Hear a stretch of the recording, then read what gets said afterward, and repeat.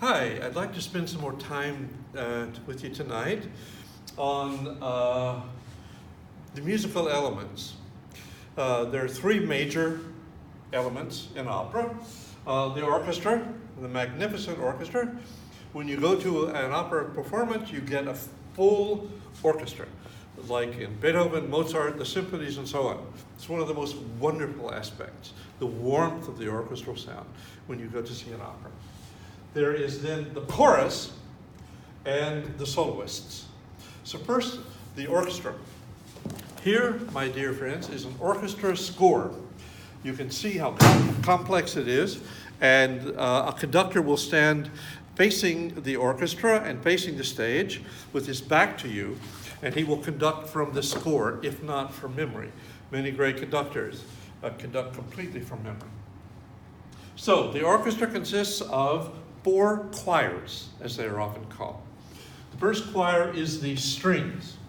The strings were perfected in Italy, and of course they are the violin, the viola, cello, bass, and harp, and so on.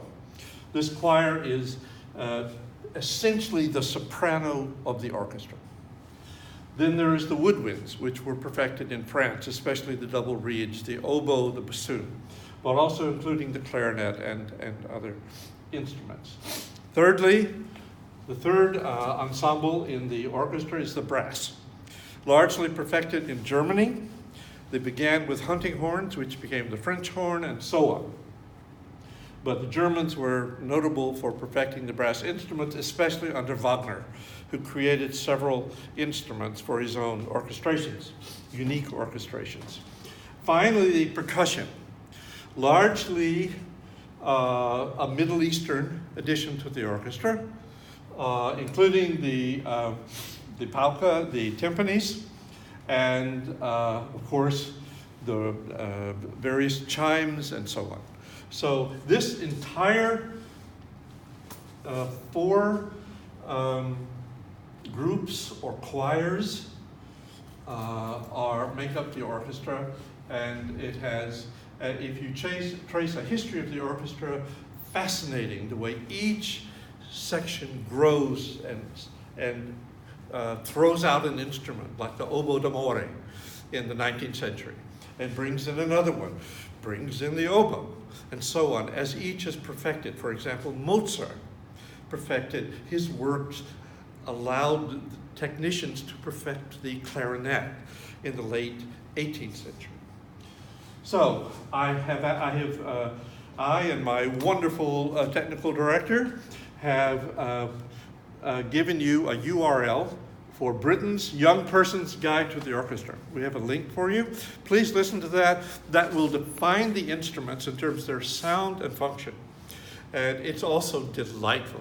If you have children, listen to it with your children. It's so much fun.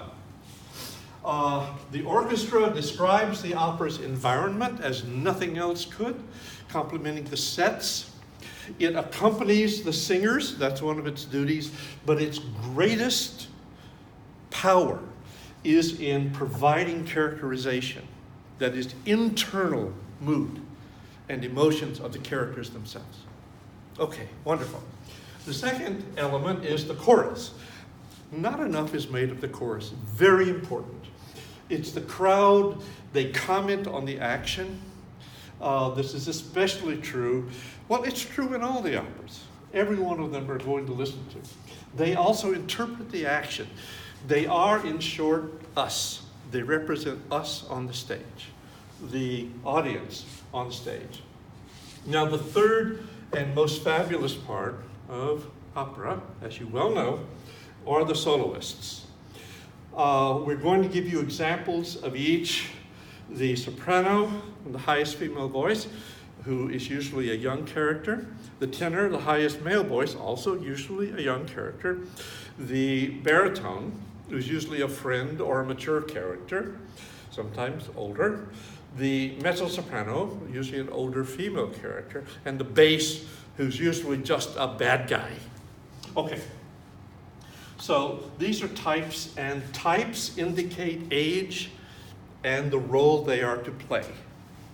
And of course, there are some exceptions, and we'll talk about those, but in general, the youthful lovers are played by the soprano and the tenor, la la, and the mature friends or companions are baritones or mezzo-sopranos, sometimes basses. So you can see the higher voices are the young lovers, and everybody else supports them. Now, in Verdi, the most complex of performers, of composers, you'll find that there's some variation on this.